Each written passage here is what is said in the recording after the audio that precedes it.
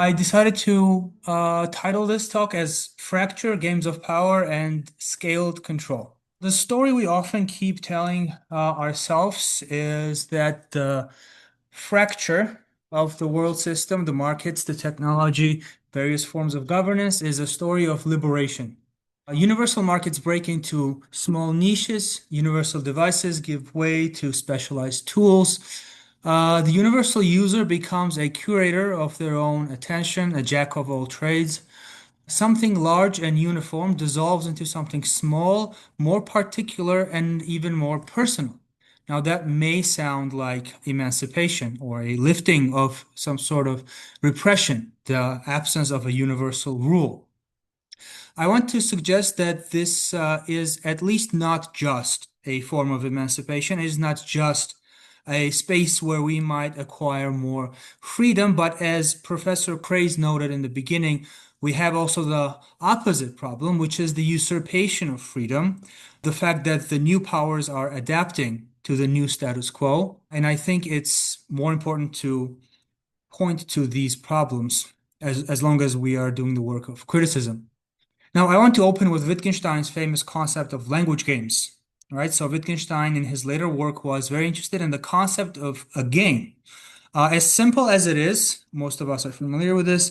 The concept of a game is interesting because in itself, it's a kind of self-negating concept because, well, what do all games have in common? Besides something very general or abstract that they all have rules. Furthermore, we can invent a game that doesn't have rules.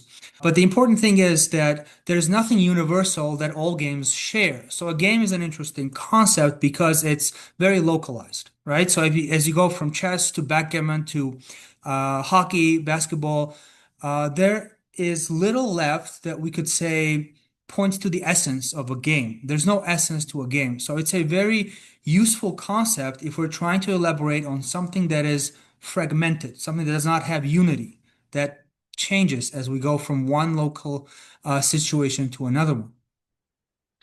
Furthermore, a language game is not a small part of some larger universal game. It doesn't form a whole. It just is a different local game, and it remains coherent only at that local level. It is objective, but only at that local level. So, like I said, chess does not derive its validity from some larger game behind it. The rules and the meaning that it comes from it is completely immanent to the chessboard. Now, I want to suggest that fractured markets, fractured technologies, fractured attention economies are increasingly like language games, right? Professor Maltsev brought the example of the octopus with many brains, right? Now, it is becoming so that the larger system is becoming like, so if we think of each tentacle or each brain as a localized language game, then the analogy of the language game collapses onto the analogy of the octopus.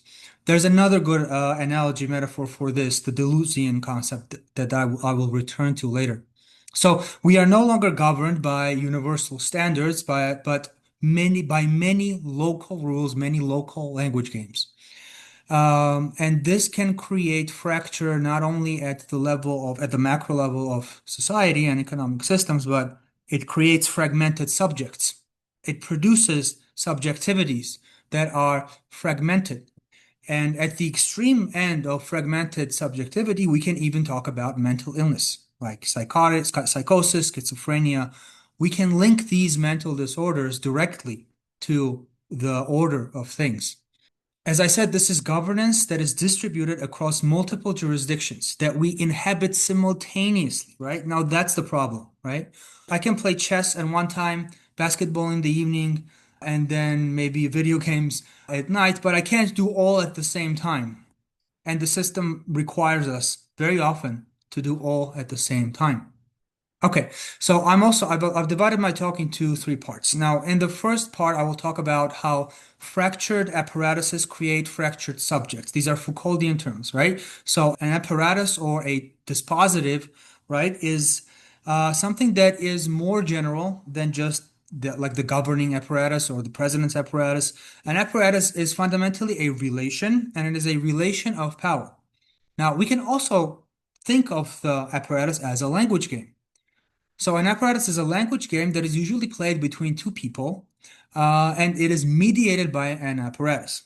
For instance, the teacher's relationship with the students is mediated by the apparatus of the syllabus, right? That's one example. And employer's relationship or power relation with the employee is mediated through the contract, right? These are all various forms of apparatuses. Now, apparatuses can be very subtle, right? A smartphone is also an apparatus. A computer screen is also an apparatus. So basically anything that, however loosely, can take part in the production of a subject or can play a mediating role between a power relationship between two subjects can be considered as an apparatus. Now, when political economy no longer addresses you as a normal consumer, when it no longer says, I want you to buy this product or help me sell this product,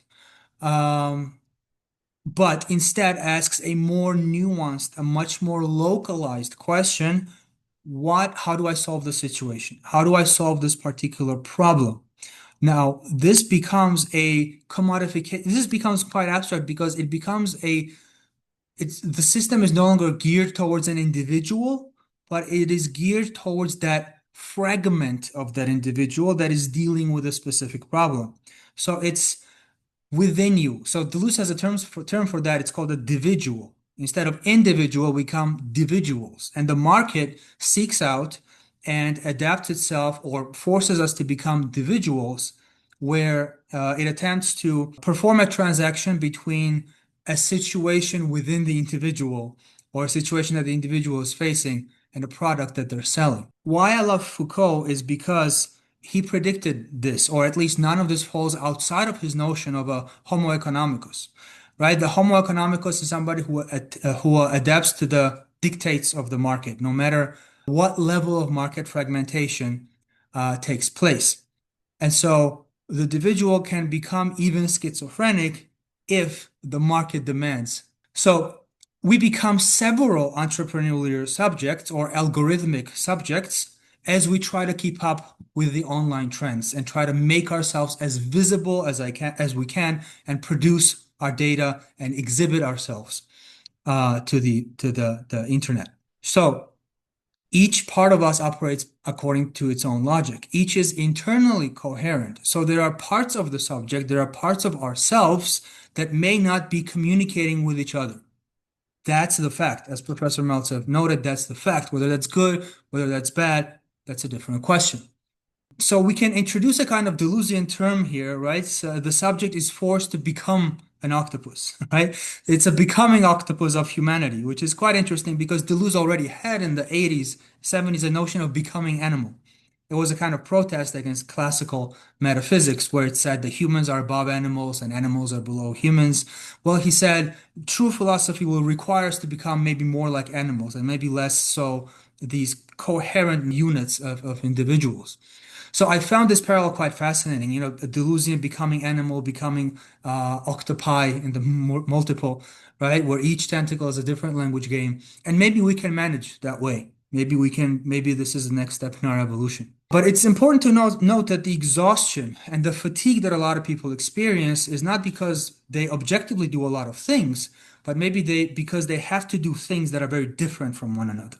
Because they have to recalibrate so fast from one language game to another language game. That might be more exhausting than doing hundreds of tasks that are nonetheless somewhat homogeneous. Okay, second point. How fracture changes the visibility of power. This is also something Professor Maltsev noted. There's no longer one corporation behind, and there's no longer one smartphone. We have so many smart devices, right? There's Apple Watch, there's glasses, there's earphones, there's all these different apparatuses. And the Foucauldian says as well, right? These are not just technologies, these are political technologies. These are also forms and devices for governing ourselves and governing others.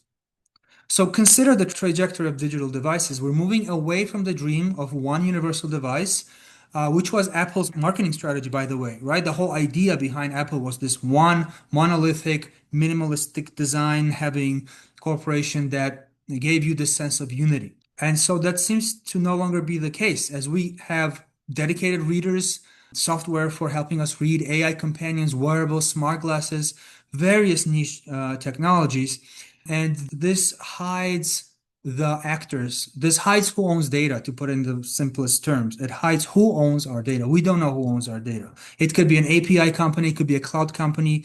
And despite the fact that it's hidden, it's in some ways becoming more monolithic because it's not many smartphone corporations, but it could be one cloud company, or it can be NVIDIA, right? NVIDIA owns half the world, almost like the half of the world's market, right? So behind the multiplicity of devices, video games, all what seems to be this variability, there is still this monolithic element, but it's hidden. It's built into the infrastructure. It's not part of the brand. So increasingly, intelligence withdraws from the device and migrates into computational infrastructure, cloud services, foundational models, inference systems that many different interfaces depend upon. The surface becomes diverse while the infrastructure beneath becomes difficult to see. The point is not that one corporation controls everything, it's that governance increasingly operates through infrastructure rather than through visible institutions. The example of the built-in AI that Professor Frankenauer brought is an excellent example, right? It's inside of your PDF. It's right there, right? Maybe you didn't even know you installed it, right? It just appears out of nowhere and it's very hidden. So power becomes harder to locate, harder to identify, and harder to resist, harder to contest. And well, obviously, yes. So this also connects to the question of cultural lag because we need to find some way to adapt. And I think aside from adapting, we also have to find ways to resist. I don't think it's so straightforward that we just have to take this for granted and adapt. If we want to resist the market trends, there are ways of resisting it. I will talk just a little bit about it towards the end. But I think the example of the one that Professor Maltsev brought about how Dr. Lepsky is able to test their students in face-to-face interactions, right? I think that's a good way of accounting on how to negate or compensate for the cultural lag. But of course, there's other problems. I think, especially in the US, that you might not get any FaceTime with your students, right? I assume, especially in large universities or online courses, you never see your students face to face, right? So that would create additional problems. So that's just a thought. And finally, right? So I think as a Foucauldian, this transformation has a genealogy, right?